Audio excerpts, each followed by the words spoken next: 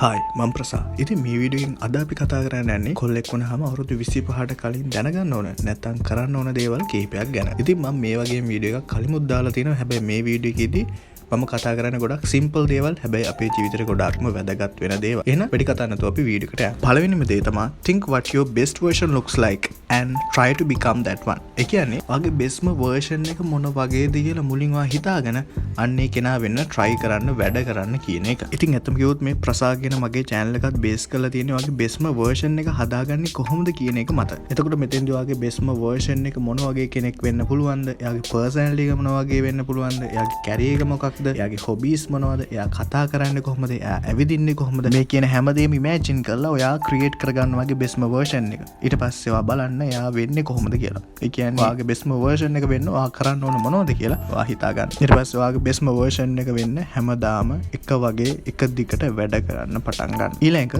try to appreciate others. ඒ කියන්නේ making others special. ඒ කියන්නේ ඔයා අනිත් අයව අගය කරන්න පුරුදු වෙන්න.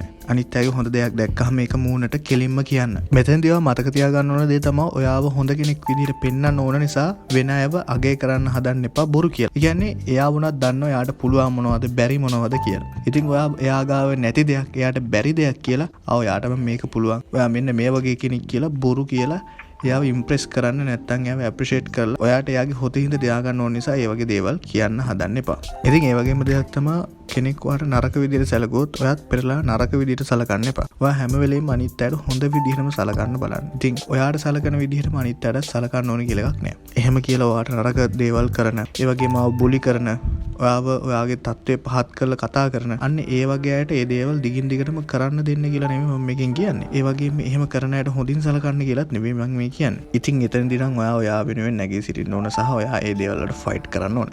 මම කියන්නේ අර සමහර ඔයාට කරන පුංචි වැරදි නැත්තම් ඔයාව ගණන් නොගන්න එක. අන්න ඒ වගේ දේවල් වලට හිත අවුල් කරගෙන එයාලටත් ඒ දේවල්ම කරන්න ඕන කියලා එකක් නෑ. ඉතින් ඔයා එයාලටත් හොඳින් සලකන්න. ඊළඟ තමයි don't scroll. ඒ කියන්නේ social media වල වැඩි කාලයක් ගත කරන්න එපා කියන එක. ඉතින් ඔයාට හිතනවා නම් ඔයා වැඩි කාලයක් social media වල ගත කරනවා කියලා ඔයාගේ කාලේ නාස්ති කරනවා කියලා. ඔයා අනිවාර්යයෙන්ම ඒ කාලේ ඒ නාස්ති වෙන කාලේ වැදගත් දෙයකට ඔයාව improve කරන දෙයකට යොදා ගන්න ඕන. ඒ කියන්නේ social media කියන්නේ අපිට ඕන දෙයක්. අද කාලේ social media නැතුව ජීවත් වෙන්න බෑ. හැබැයි social media වලට ඔයාගේ කාලේ සම්පූර්ණයෙන්ම නාස්ති කරන එකෙන් ඔයාගේ ජීවිතේ විනාශ වෙලා යනවා. විශේෂයෙන්ම මේ තරුණ කාලේ තමයි කෙනෙක් තමන්ව ගොඩනගා ගන්න ඕන කාලේ. ඉතින් ඒ කාලේ ඔයා social media වෙනුවෙන් නැත්තම් තවත් කෙනෙක් මොකක් හරි කරන දෙයක් බයිලා ගහන එකක් නැත්තම් මොකක් හරි කුණු ගොඩක් ඔය දේවල් වලට ඔයාගේ කාලේ ඔයාගේ attention එක වෙන් කරනවා කියන්නේ ඔයාගේ අනාගතය අනිවාර්යයෙන්ම අවුල් වෙනවා කියන එක. බොහෝ විට ඔයාට දැනටමත් මොකක් හරි task එකක් ඇති. අපි තුම exam එකක් තියෙන එකට පාඩම් කරන්න ඕන. හැබැයි ඔයා පාඩම් කරන්නේ නැතුව ෆෝන් එක ඔබ ඉන්නවා scroll කර ඉන්නවා TikTok යනවා Instagram යනවා YouTube යනවා. ඒ ගිහිල්ලා තමන්ගේ අර task එකට අදාළ නොවන දේවල් තමයි ගොඩක්ම consume කරන්නේ. ඉතින් ඔයා එහෙම කරන කෙනෙක් නම් ඔයාට කරන්න තියෙන ලේසිම දේ තමයි මේ දේවල් වලට ඔයාගේ time එක waste කරන්නේ නැතුව ඒ දේවල් මනින් මයින් කරලා ඔයාගේ task එක වෙනුවෙන් වැඩ කරන්න. අනිවාර්යෙන් social media එකත් පාවිච්චි කරන දවසට පැය දෙකක් පාවිච්චි කරාම හොඳටම ඇති. ඉතින් ඔයා social media ඇතුලේ වැඩ කරන කෙනෙක් නම් YouTuber කෙනෙක් නම් influencer කෙනෙක් නම් කමක් නැහැ social media එකත් එක්ක ගොඩක් වෙලා හිටියට මොකද ඒකෙන් සල්ලි හම් කරන්නේ නැත්නම් ඒකනේ ඔයාගේ ටාස්ක් එක වෙන්නේ. එහෙම නැතුව සෝෂල් මීඩියා බලන්න විතරක් නම් කරන්නේ.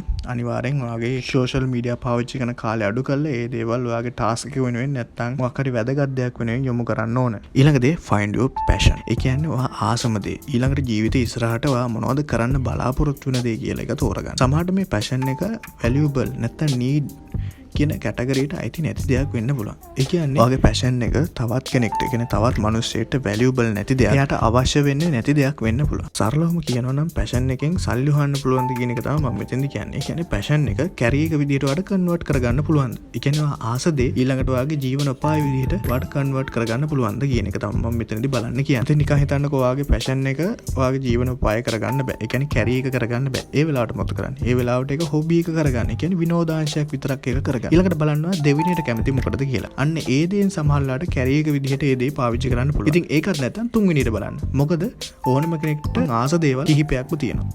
ඉතින් ඔතන එකක් හරි කැරියර් එක විදිහට කන්වර්ට් කරගන්න පුළුවන් ඔයාට. එහෙම කරන ගමන් හැමදාම ඒ වෙනුවෙන් වැඩ කරන්න.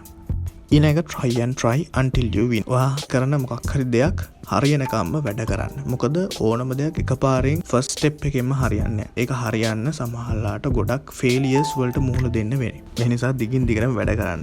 ඉතින් අනිත් දේ තමයි ඔයා තවත් අලුත් දවසක් එනකන් සවුන්ද වෙනකන් අලුත් අවුරුද්දක් වෙනකන් බලාගෙන ඉන්න එපා. ඔයාව හදාගන්න. මේ අද මෙන්න මේ මොහොතේ ඉඳන් ඒක කරන්න පටන් ගන්න. ඉතින් එච්චරයි. ඉතින් මම මේ වීඩියෝ එක කතා කරේ සරල ඇඩ්වයිස් කිහිපයක්. ඉතින් මගේ සෝෂල් මීඩියා ලින්ක්ස් පහළ තියෙනවා. ඔයාලට ගිහින් subscribe කරන්න පුළුවන්, follow කරන්න පුළුවන්.